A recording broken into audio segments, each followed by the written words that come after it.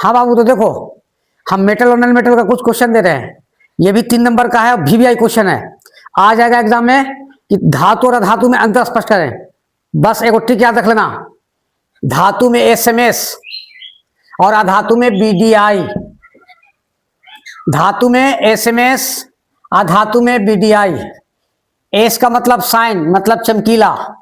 M का मतलब malleable यानी कि पत्थर। एस का मतलब साउंड यानी कि आवाज। धातु चमकीला होता है, आराम से लिख देना, धातु चमकीला होता है। धातु का पत्थर बनाया जाता है, धातु में आवाज होती है। 3 पॉइंट इसका। 3 पॉइंट देख लेते हैं अधातु का। बिटल, बिटल मतलब जो आसानी से टूट जाता है, अधातु आसानी से टूट जाता है, ये लिख देना। दूसरा है डल, डल का मतलब होता है जो चमकीला नहीं होता, धूसर, भंगूर जिसको बोलते हैं। तो कर देना उसमें कि अधातु आसानी से टूट जाता है। उसके बाद होता है इंसुलेटर, आई से इंसुलेटर। इंसुलेटर उसको बोलते हैं जो विद्युत कुचालक हो। विद्युत का कुचालक का मतलब क्या होगा, जिससे करंट पास ना करे, यानी कि धातु विद्युत का सुचालक होता है तो ये विद्युत का कुचालक होता है। बस जस्ट उसका उल्टा कर देना। ये चमकीला होता है तो ये चमकीला नहीं होता है।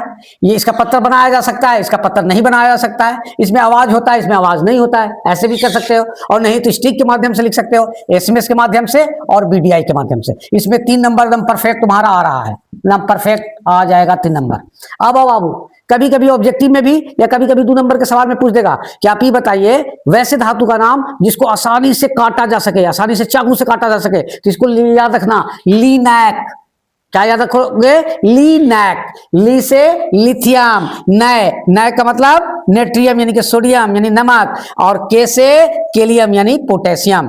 ये इसका इंडियन नेम हो गया, ये इसका लैंटिन नेम हो गया। ये इसका इंडियन नेम हो गया, ये इसका लैंटिन नेम हो गया। पूछेगा सवाल में कि पोटेशियम को दूसरा नाम क्या होता है, तो केलियम। सोडियम का दूसरा नाम क्या होता है, तो नेट्रियम। यानी कि लीनैक, लीनैक वर्ड याद रखना, ये एक ऐसा एलिमेंट है जिसको आसानी से और चाकू से काटा जाता है। That's clear. एकदम एग्जाम की तैयारी जम के कीजिए, और थोड़ा सा इस गरीब पर भी याद रख भाई, थोड़ा सा सब्सक्राइब वगैरह कर, लाइक वगैरह बढ़ाओ, कमेंट्स वगैरह अच्छा लिख, ताकि हमरो हिम्मत बढ़े भाई।